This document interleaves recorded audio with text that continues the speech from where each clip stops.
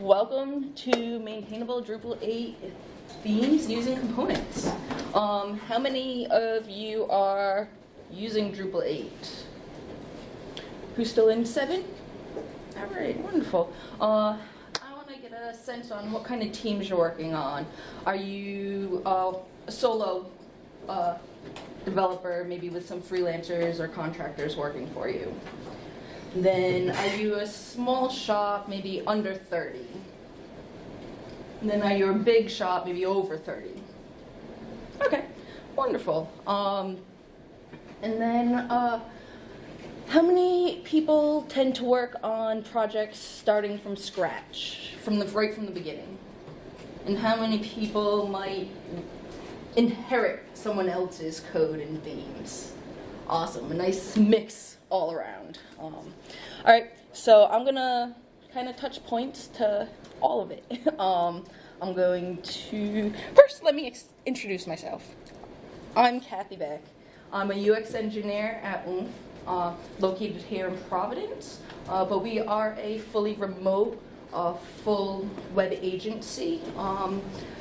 We do WordPress, we do Drupal, we do branding, we do accessibility remediation, we kind of do it all, and it's fun. It's a great learning opportunity. I've been at Oomph since 2014, and like I said, I'm part of the engineering team, but I'm primarily on the front end team, the UX team, doing site building, theming, and accessibility work. Been doing accessibility since the beginning of last year, so I've been kind of living it for 2 years and trying to share the information with my team. My team's a shop of under 30, so if you want to compare me to you.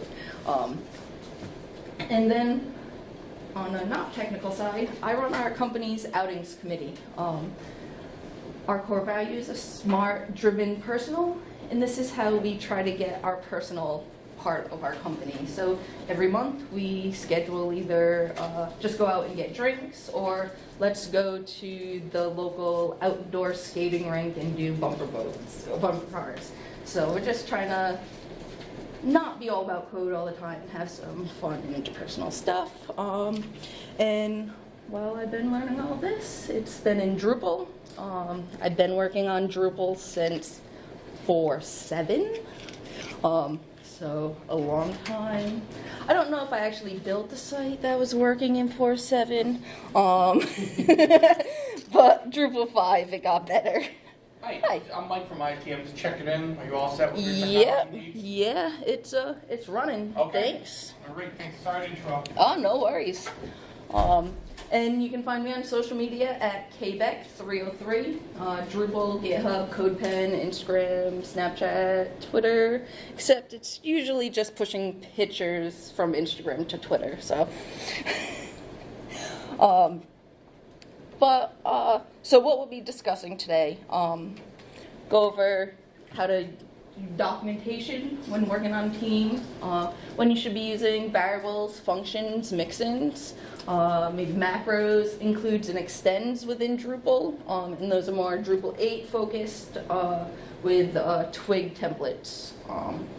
And then view modes, how we're using those. And with Drupal 8, 8.6, media is now in core, and I'd like to touch small base on how that's been a nice way to maintain themes, and then using the systems that you are currently working with and how you might do that. And if you want me to repeat something or have a question or don't understand something I talk about, raise your hand, let me know. All right. Documentation. At first, I wasn't into documentation, and now I don't think I would do anything without it.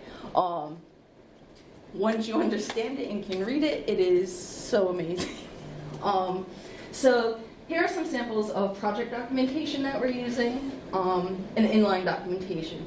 And what it is letting your team know what you're doing, letting your team know why you're doing it, and how they might work with what you did. So in this instance, So we tend to do project documentation where we'll set a docs folder at our project repo root, and we'll just put a lot of markdown files in there. Anything that a developer might need on the project. So you'll see an example here. It's how to update your icon font that's on this project. I had used Font Awesome or Fontello in the past. I had never used Icon, and I had to, so I was like, I'm having trouble with this, and I've used custom icon fonts before. Let me write up some instructions. That took me 10 minutes at the max to type up. I referenced it already, and I know people on my teams used it. So that 10 minutes, so worth it. And then we have inline comments where they'll just like give you some high-level information about a project, and then let you know what each kind of section might be doing on your page. How many people here use documentation on a regular or non-regular on their teams? User right. Both. Nice. Yeah, it's useful when you're new to a team or jumping into a team or just working with open source, and you can see good documentation on Drupal.org and bad documentation and the ease of use when you have to work with that code.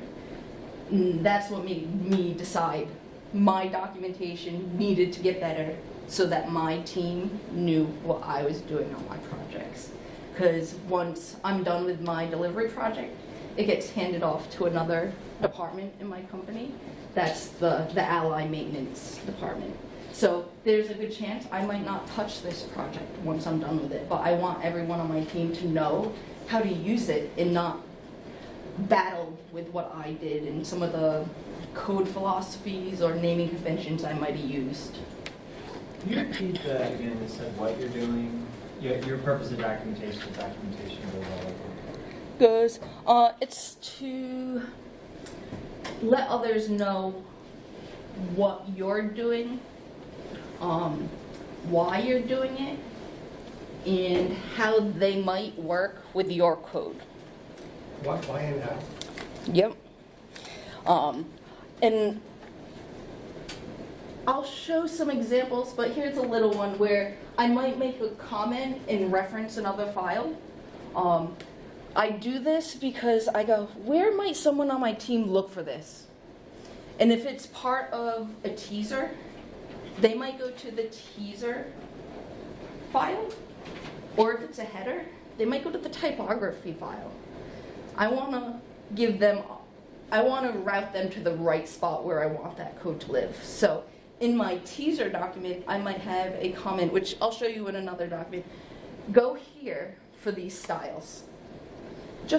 And it takes less than a minute to write that, and it just lets your team know where things should be. Variables. The more I work with variables, the more you use them. Does anybody work with a framework, Bootstrap, or other frameworks that are heavily dependent on variables? A couple people. So at Oomph, we're using Bootstrap 4. Last year or so, we decided we're going to use the framework. We're going to have a starting point. Let's see if we can work with it. And we've used it on 4 or 5 projects now, and we're using it. We're going to integrate Bootstrap 4, and we're using it. So this far file is kind of small. This was my fear. I'm sorry. I wonder if we could turn off these lights. Geez, look there. Make it a little bit easier to see. A little better. Better, still small, but much easier to I see. will also zip all this up and put it on GitHub. So this whole project, database, and files and everything will be up on GitHub. Maybe not today, but check in within the week and it should be up there. But So this is a color variables file that's based off of Bootstrap 4s. And then here's samples of some variables being used in a component style sheet. So it's not site-related variables, but they're component-based. They're related to the code in that file.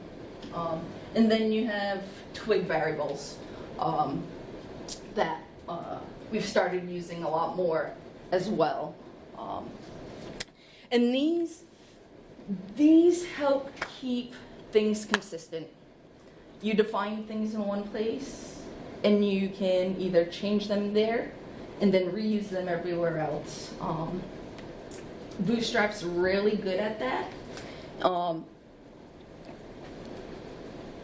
And I find that my code now, if I set up a variables file with Bootstrap, most of my code now is probably 65% variables. It's a very different way to work than I was working, but it's actually very clean, and I would recommend slowly trying to adapt some of these things into your daily practice if you can. Some things that are good for variables would be base styles, fonts, colors, sizes, border widths, anything that has a size or color tied to it that you might use over and over.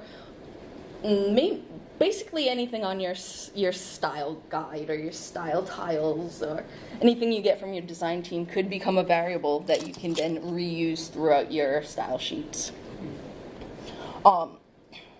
And I will show code samples of these things more in the wild later on. So I say variables, functions, and mixins. So this is an example of, in Drupal, we set up some functions in our theme, just some base form functions, just replacing or adding classes to forms. If it's a select list, add this Bootstrap class. If it's a checkbox, add this Bootstrap class. It's text field, add this Bootstrap class. And by having a library of these small function classes, I was able to spin up this theme, copy those functions out of our library of code, pop them in here, and change my theme name. And because Bootstrap classes are just Bootstrap classes, I pretty much didn't have to do anything to get this form to pull in my variable styles that I had placed in based on my theme. And I can show you some. So that was created with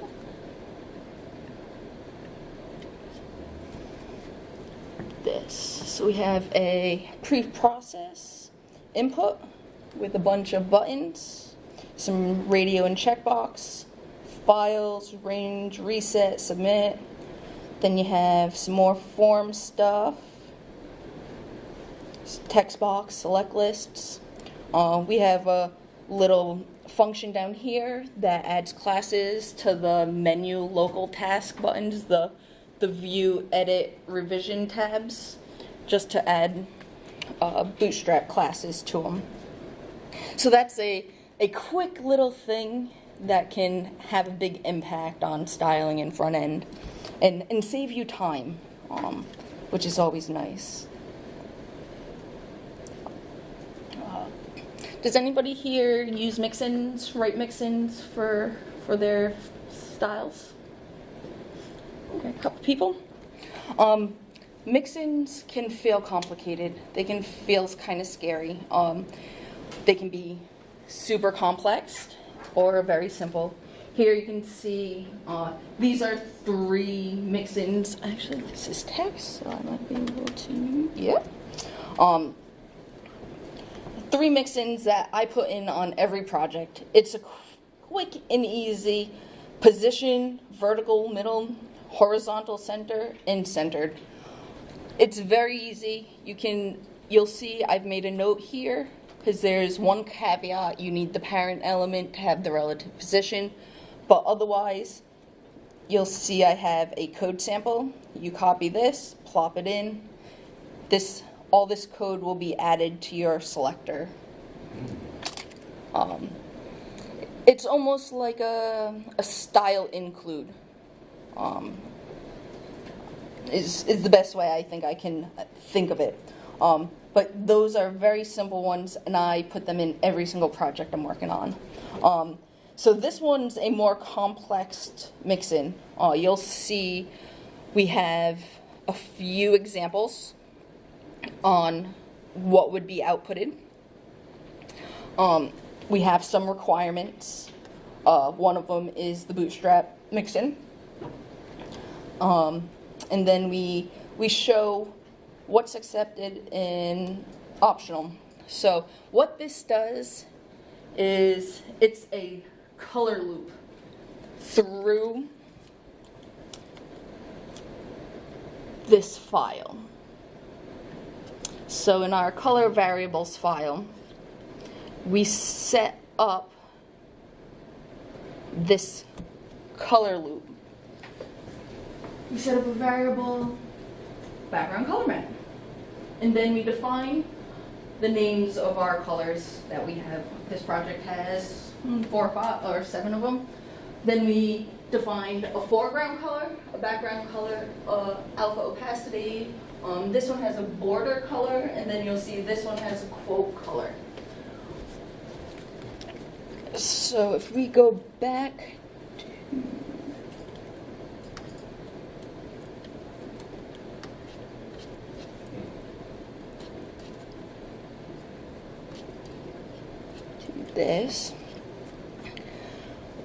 this loops through that,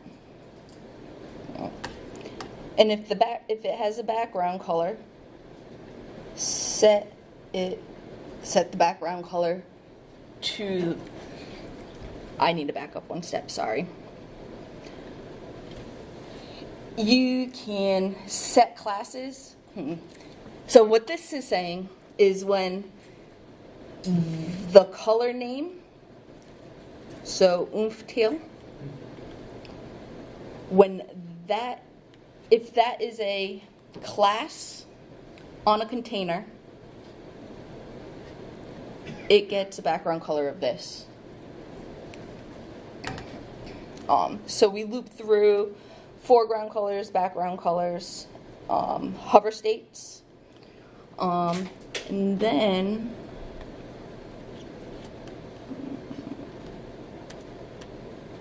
trying to find one in the wild for you.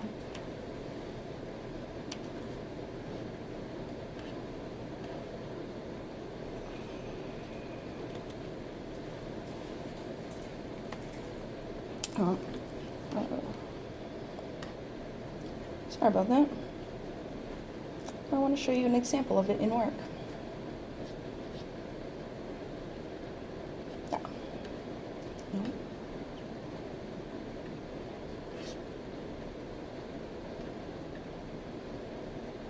No, I have it in one of these files. Oh, no. There it is. So, if something has a background, a class of BG dash one of those names, it will automatically set the heading to the foreground color. It will automatically set your triangle icon arrow. It will use the border color for the foreground as the text color. And it will set the background color as the background color. It's taking me probably a couple months to wrap my head around this. A coworker of mine set this up, and it's taken a while, but once you can kind of get around the idea of using one set of colors and looping through them, and they just supply yourself. Later on, when I show you some of this code in use, this piece here will make a lot more sense.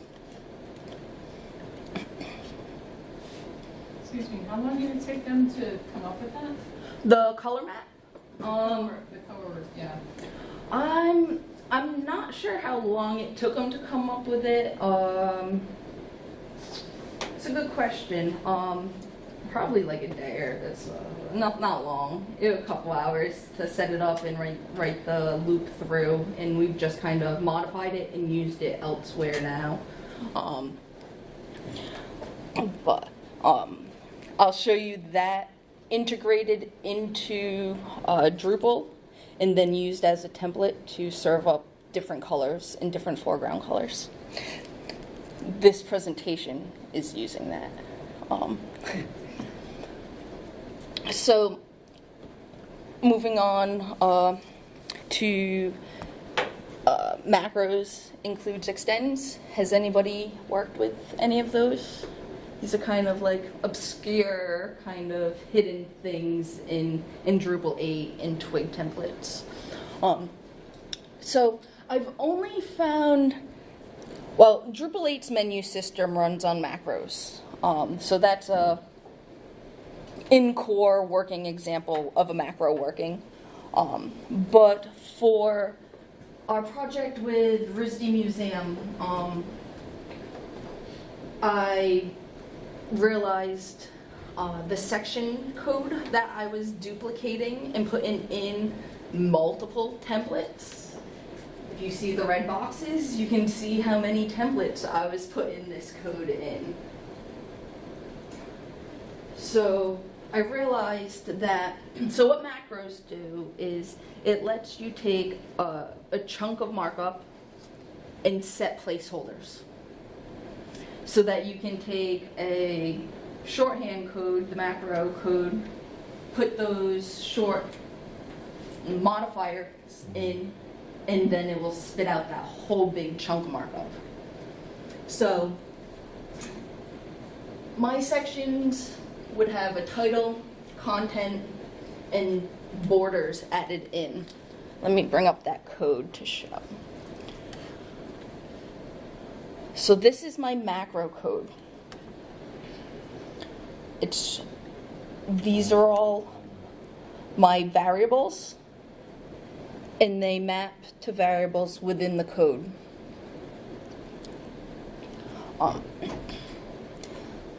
So when you write this,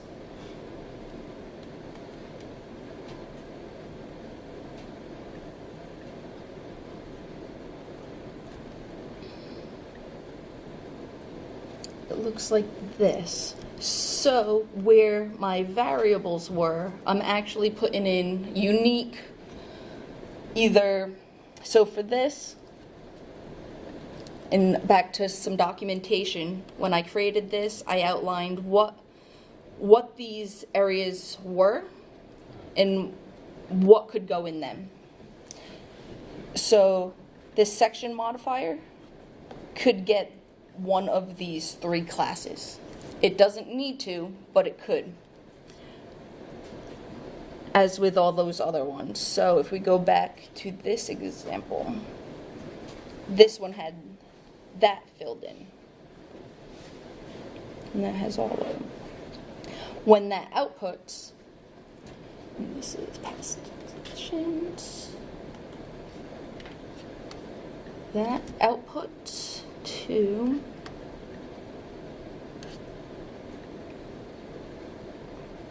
this. It puts the border on it. I could either tell it that it was normal copy or that it was copy that was going to be in a grid. And this one had a grid, so I added the class that helped the component to become a grid. But you'll notice this is a whole nother section. This is another grid section, as is that. So you'll notice throughout these templates, we are importing that macro into them, and then using that code. And you'll see in some instances there will be a lot of stuff inside the middle of that macro. That's because that will go in here, in the middle. I have an opening macro tag and an ending macro tag. So anything in the middle is just the content that is within that section.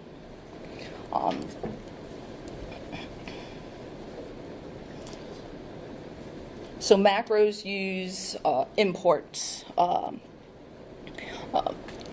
Includes, those are just includes like you'd use everywhere else. I haven't used them often. Every once in a while we'll use it for like a header element that might be across all sites or something if it's hard coded in. But then extends. A good example of an extend is Drupal's block system. The node templates are all extended off of the base template. So if you notice,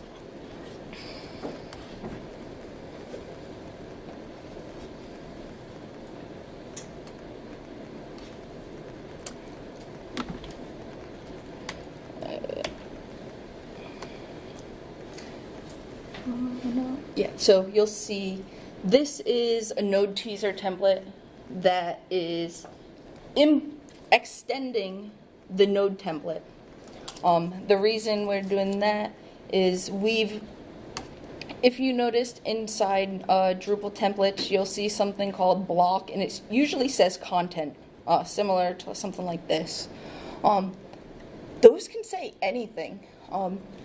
They don't need to just be the default what Drupal puts in. To leave it the default means whatever's in this block of code here gets replaced from this template. So whatever's in the node template will render, but anything inside these blocks get replaced with this. And this is actually I'll show this a little later when I get more into teasers.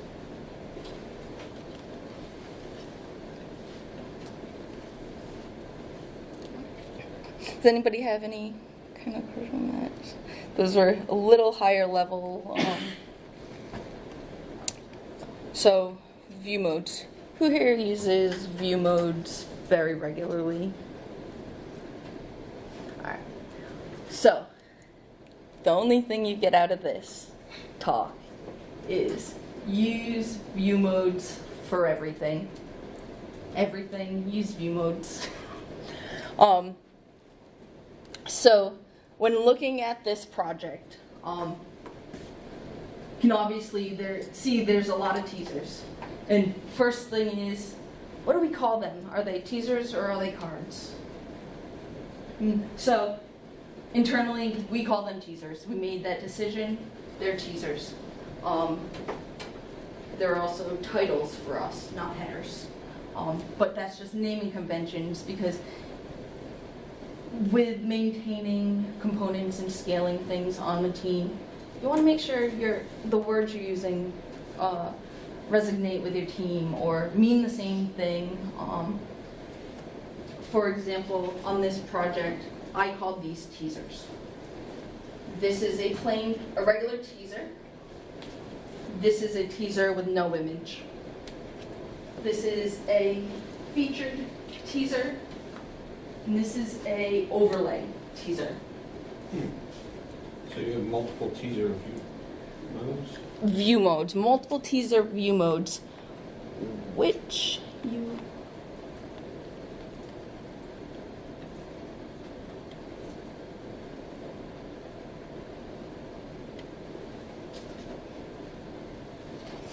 you can see. So this content type had a view mode of teaser, teaser no image, and teaser overlay. This content type never needed a feature teaser. What this allowed us to do was style teasers per content type because some of them are slightly different. Events needed the date, articles needed a taxonomy term. So the way we handled that was with a single node teaser template that could, if this content type was an event, article, exhibition, research, and page, it would get this markup. And technically, it would also get this markup down here. But it allowed us to display different content with different view modes. But what it allowed us to do is, that keeps scrolling back to the top.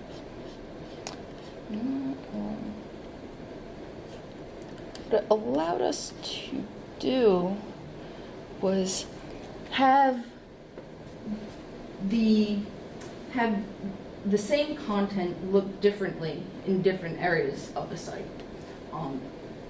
And it allowed other pieces of content to look like that piece of content without us recoding that piece of content. And with view modes, some useful things that can go with view modes. I showed you some of just now the templates, but if you can set up a content grid system, so you know your design. If we go back to this, we'll see we got a 4-column grid here, 2-column grid here, 3-column grid, and then on another page we had a 6-column grid. So what I did was set up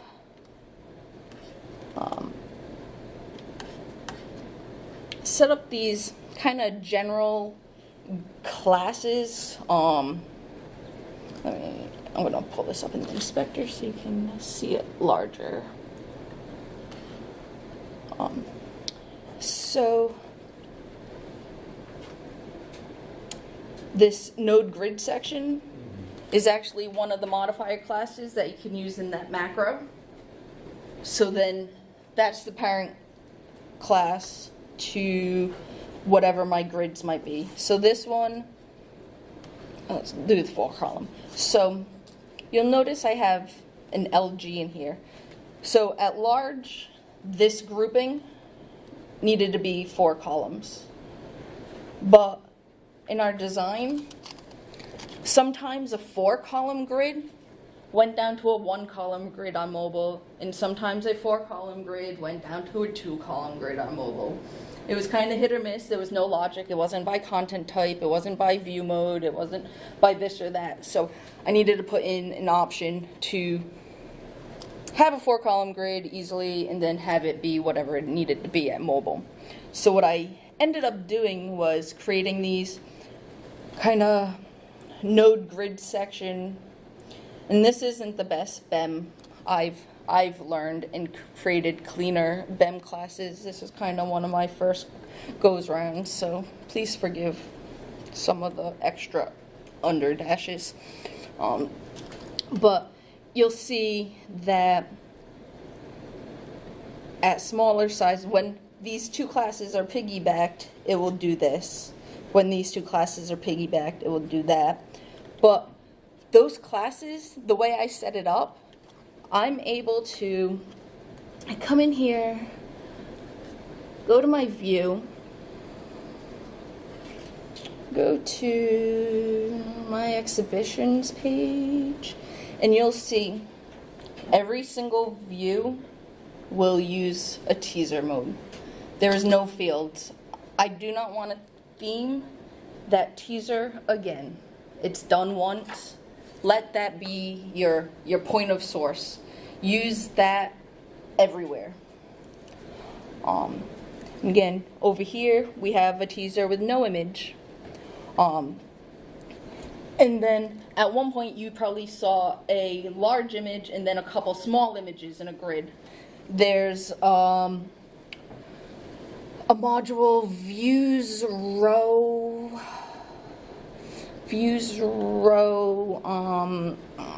something. I'll look it up and get it to you. But what it does is allow you to define different view modes per row.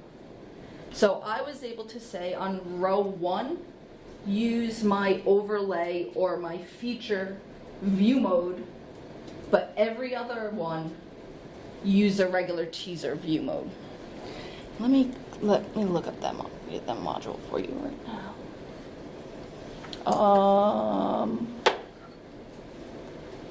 Views parity row, maybe?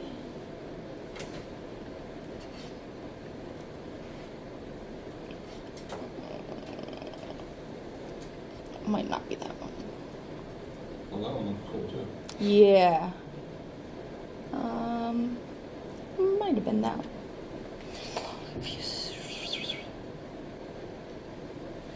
But there's a module out there that does it. So, I know where I was, sorry. If you come back in here though, you'll see in my row class on my view, that's where I set that content grid. This one's for a 4 column, and by default it will go down to a 1 column. But if we do this, nope, that one's still.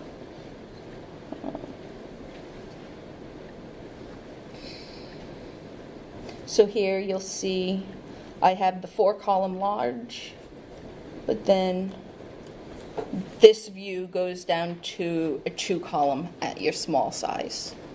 So during QA or user accepted phase of this project, we realized that a 6 column row on one of the pages was wrapping titles very weirdly.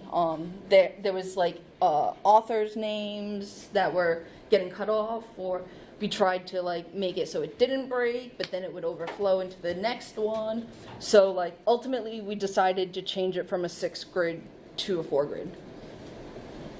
And my PM's like, how much time is that gonna take you? We want to change this piece and that piece. I was like, oh, 5 minutes. Because my grid was set up in my view row, and I went in and changed my large 6 to large 4. Saved it and done. And it pulled in those styles. And one thing to note is it's okay to go back and fix something if you realize you might have named something wrong or did something wrong. I would almost recommend you go back, take that hour and fix something. I think I want to just show quick screenshot. So this was, I created button style. I called it text at one point. I realized down the line that button should have been a slider button because the play button didn't have text and stuff like that. It was just worded wrong, and it bothered me. It bothered me that maybe my coworkers might not know what that was. So I just did a quick find and replace and replaced it. Took me maybe 40 minutes to get all the instances because it was tied into some JavaScript templates. It was tied into some custom modules. Had to go in and find it all. But in the end, I feel much better about changing that and taking that 40 minutes and making something more clear and more understanding for my team. So I always recommend go ahead and take that time, clean it up, make it a little better.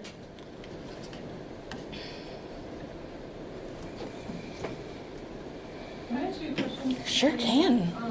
When you were showing the teasers, I was in Jason's class about teasers as well. Is there a place, it seemed as though with themes, you can create them and decide what is actually in the teaser. Is there a place to go and see what teasers people have created to kind of get ideas if you haven't done it before?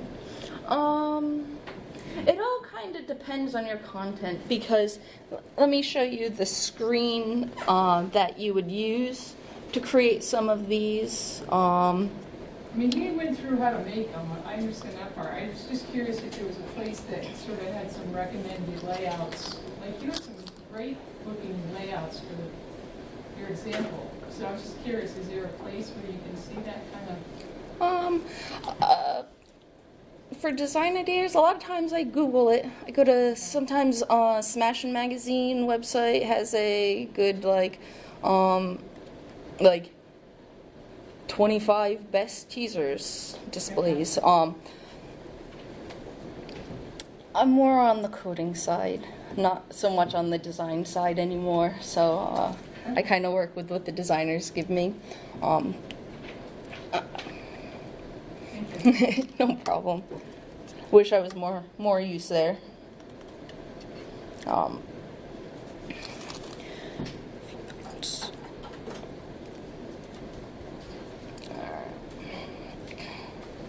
Has anybody worked with media in core in Drupal 8?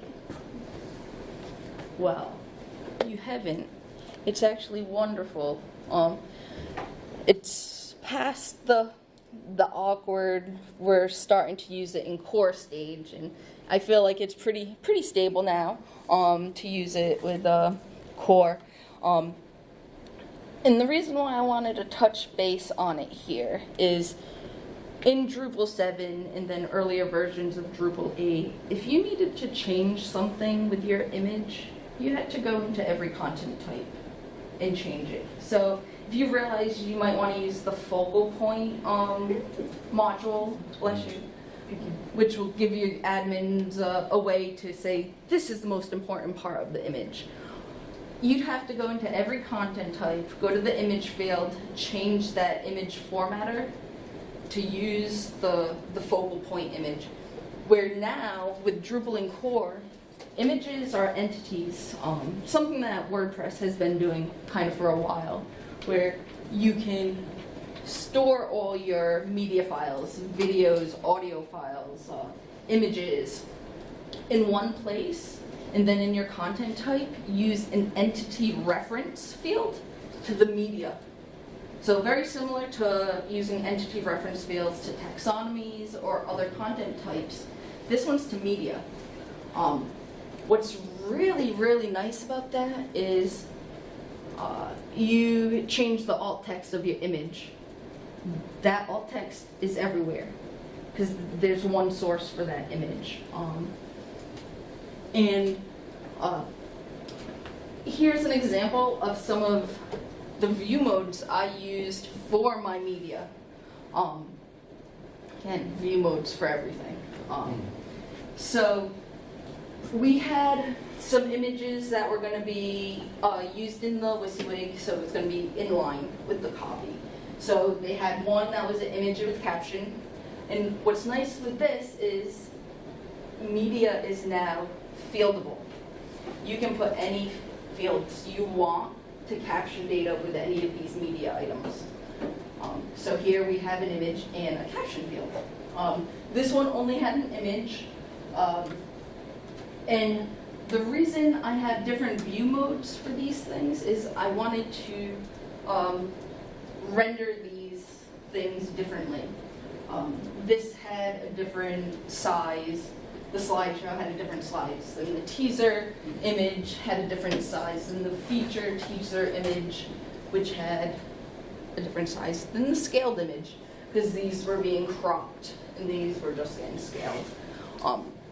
So with doing that, you can set up your responsive images, your image sizes per image type, and then that allows you to then, in your content type, have an image field that's a rendered entity that then has a view mode of your image caption, or I could change it depending. So I find media in core the bomb.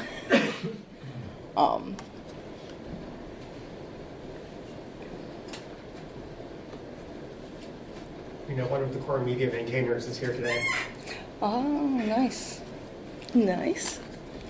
Adam Honig, or Peter Proxima. Okay. Cool. So using systems that you use, a coworker of mine keeps telling me I'm eating my own dog food, and it feels really weird to me, but I'm taking it as a compliment as I think he was applying it. So. I've heard drinking your own champagne. Oh, I like that one way better. Maybe your own wine or something. Yeah. I think cat food is better than dog food. I might go with you on that Yeah. one. So with that, our company used paragraphs a lot. If any of you were in J Hoag's talk earlier today, you saw the design system side of this. So our company uses paragraphs a lot. Our designers are on board with designing 2 paragraphs or 4 paragraphs. So we decided to create our own module. In doing this, I created this whole presentation using that module. Most of the functionality is out of the box of that module. I did add a couple new paragraph types and a couple new options in the back end because me and my designer have used this on a couple projects, so we've had some conversations. Oh, wouldn't it be nice if the rows had options of tight or wide spacing, or if the rows could be cut off or expand all the way out. In the past, we've added custom CSS into a field to capture those like kind of one-off or two-off changes, but we've realized that some of those things might be nice for the user to control and not have to know a Bootstrap margin class MY-4, which they can use. But so in doing this, I took some of our just in the office conversations and was like, all right, let me see if I can add that feature into this, which I did, and I was able to use, which means in December when we do our company retreat, we'll be backporting this stuff back into this module. But it was that eat your own dog food. You're working with this system, use the system. And let me give you a quick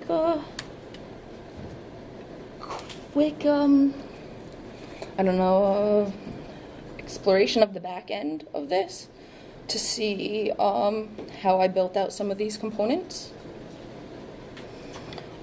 So we use paragraphs, but we're also using field groups to create these tabs. So I'm able to create a row, set up my alignment, which is all tied to Bootstrap classes. So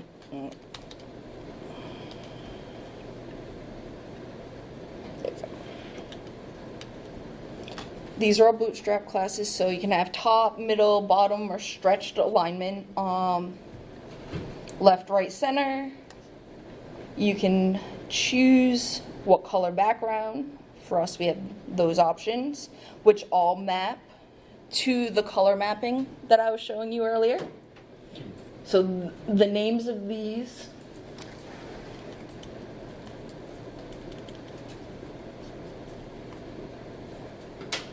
map to the names of these.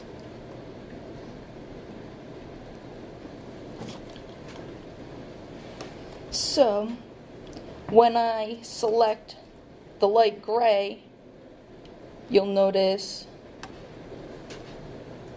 my foreground should be black, my quote should be medium blue, and my background's that I got a border color added in. Come here.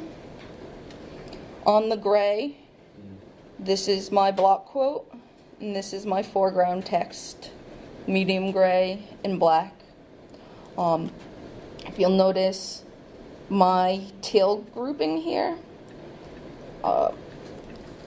has a quote of light gray in the foreground, in the teal. So when we come up here, my quote has changed color.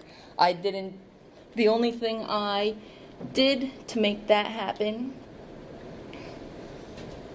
was add this loop, this code. So when I select the background color, it gets added as a class. And then when the block quote is in my WYSIWYG component of my paragraph, make the block quote the color of the quote. It takes a little while to kind of wrap your head around that color mapping, and it helps to see it in use. But that was kind of very neat. It's helped me clean up code in other files, where you might have a footer, and it has a background of teal, and it has all the things listed in our color mapping, but they're just redefined in your footer class. You can do something like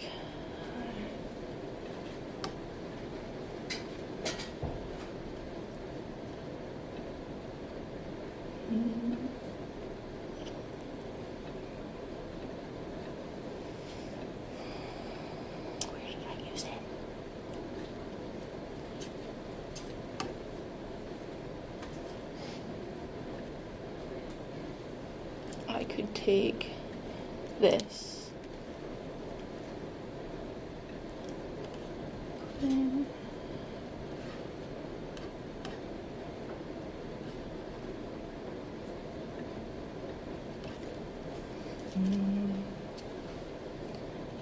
and say, now all my footers are going to traverse the color map, but they're going to be, we want it to be red.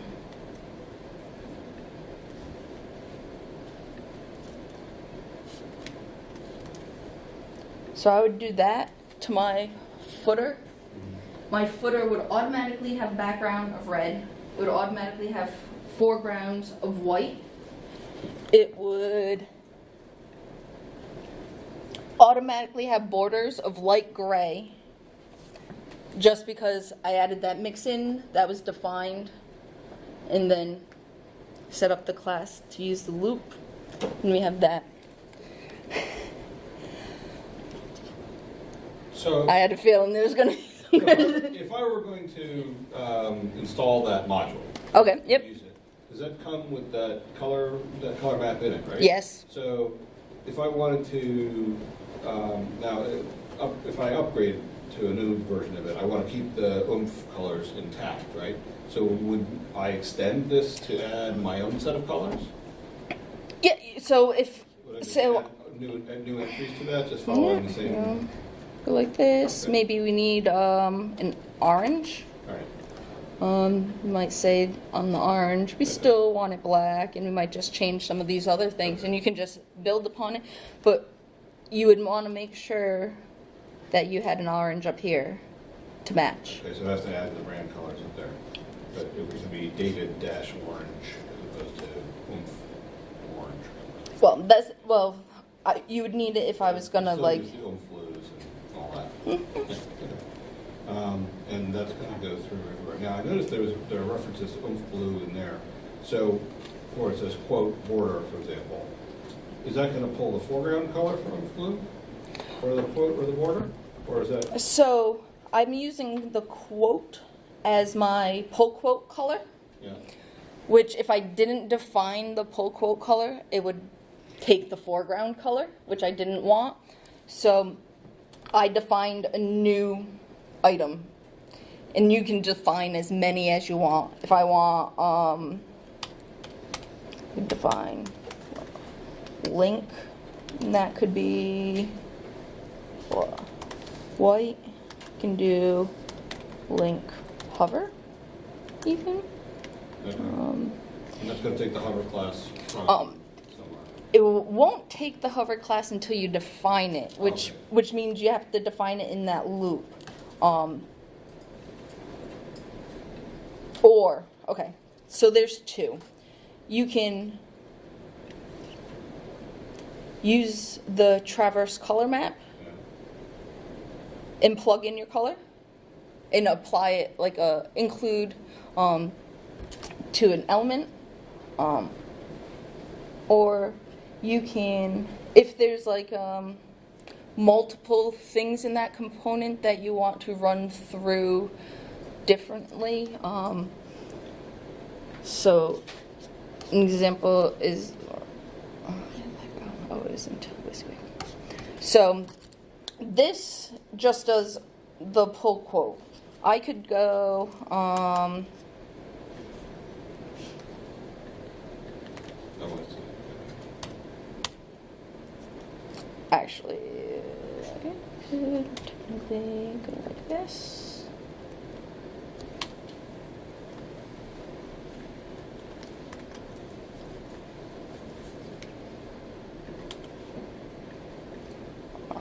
So that uses the pull quote.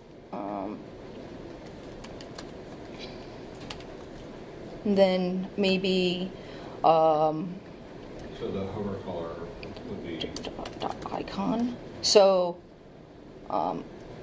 let's go with the link. So we go, your link might be, you'll want to change that to link because it's the color of it needs to run through the map of colors, but it's using the variable of link. cool, thank you. Any other questions? I'll just say you have 5 minutes. Okay. Just so you have time check.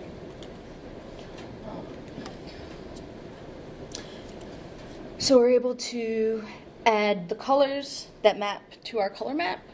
We're able to upload a background image to the row. You set your layout.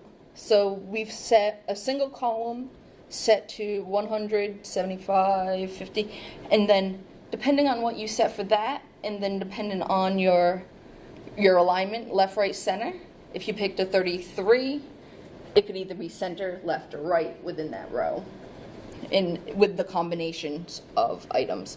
So we have 2 columns, we have 3 columns, and 4 columns. We have this reverse order. Sometimes on mobile, your left sidebar you want underneath your content, but on desktop you want it in front. You might do the 25-75 in reverse so that it drops that first item below instead of bringing it up. So we have that option, and these two are those 2 fields that I just talked about that I added to this because me and the designer had a conversation. So I added these row spacing that will give no spacing, some tight spacing, medium, wide spacing between each paragraph row. And then I have some options for how wide those rows are going to be. Are they going to be default at the 1600 pixels that your site's at? Or is it going to be a little more narrow, which means the background color gets pulled in as well? Or does it go full width, bleed all the way out where the text stays at the 1600? Or does it go full width, but then text is in at like a 990 to make it a little more readable? So you have those options. We have options for borders on the row, top and bottom. And we have the option to put borders left, right, or in between the components in the row. And then you have your dashed or solid options. Under extras, we have that triangle selection option. It just kind of, at the bottom of the row, gives a downward arrow to just say, keep scrolling. And then the custom class that I mentioned. We add this to every component, every row, just to give you that, like, this one needs to have extra padding because, but you don't want to add that into the configuration. This is an easy way to add a one-off class to anything in your row. Once you set your row styles, you can then add some components. I've added the web form one. That doesn't come right now in Oomph paragraphs, but I wanted to show how the function classes would display on a form, so I added that. But you have full WYSIWYG, video, images, an accordion.